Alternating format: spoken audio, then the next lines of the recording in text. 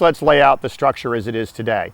Caller Lab started in '74. It's an association of modern Western square dance callers. And at that time, there was maybe what you would call club dancing. And Bob Osgood's organization had published a magazine called Sets in Order. And they had established a so-called basic 50, the 50 calls you should learn first, and an extended 75, an additional 25 calls you may want to learn. And this was popular in, I'm going to say, the late 60s and early 70s. With the establishment of Caller Lab, we tried for better standardization, and we developed a dance program called the Mainstream program, which today has 69 calls on it. And when I say call, I'm talking about circle left, circle right, Alaman left, do-si-do. Some older callers would call these basics. These are the things you need to learn first, I guess. I tend to call them calls. I don't understand the basic thing. Next after that is a dance program called Plus, which has another 30 calls in it. And Tech Squares dances Mainstream and Plus together. Beyond that, there is a pair of dance programs that go under the name of Advanced, and they're divided in half. There's 40 calls in Advanced 1 and 40 calls in Advanced 2.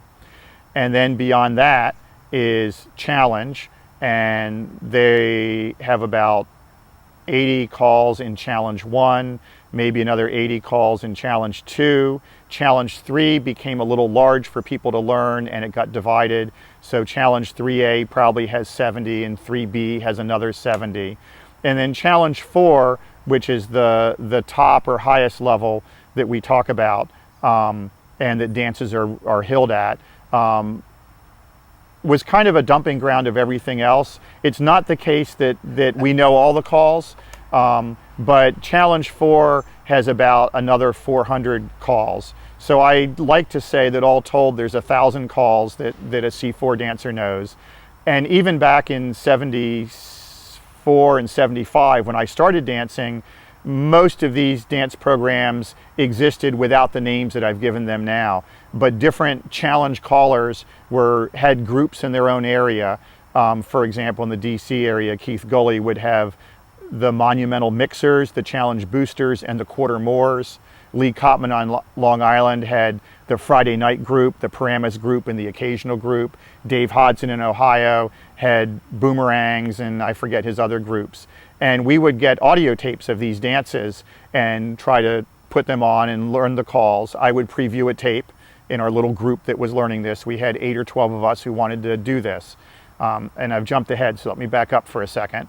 So I learned at Tech Squares in the fall of '74, and now I know Plus. And John Sobalski, who I mentioned earlier, he was 1 year ahead of me at MIT and already a caller. He was running an advanced group, and he told us he thought we would be good and we should maybe learn advanced square dancing. So we said sure, and we went to it, and we were blown away that first thing. I still remember he taught us pass in and pass out and quarter in and quarter out and swap around, and you had the boys on one side and the girls on the other and swap around the other way and reverse swap around. I felt completely incompetent, didn't have a clue what I was doing, thought I was the worst dancer there.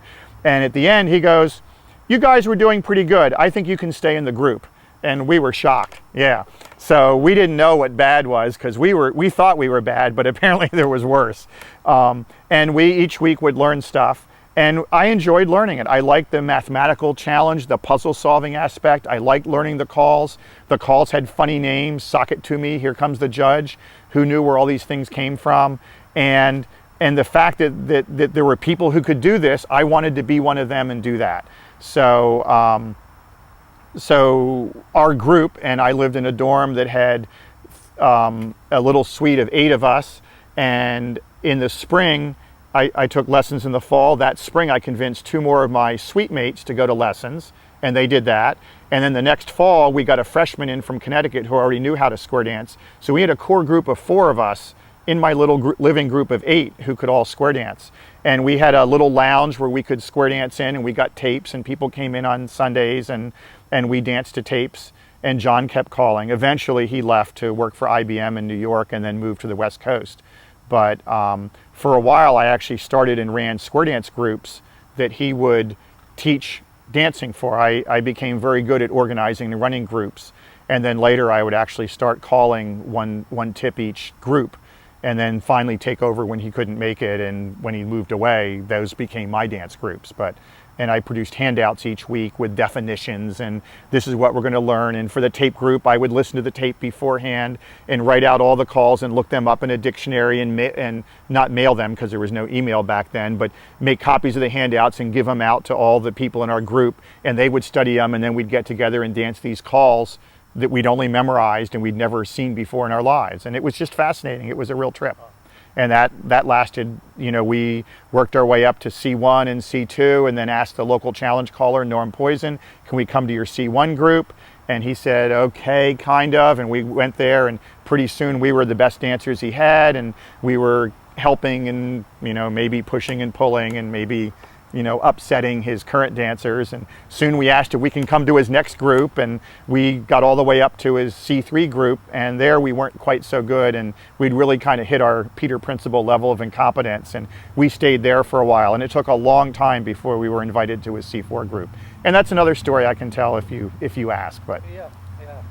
So how long did this whole process take to when you started dancing and sort of, I lost the timeline. I agree.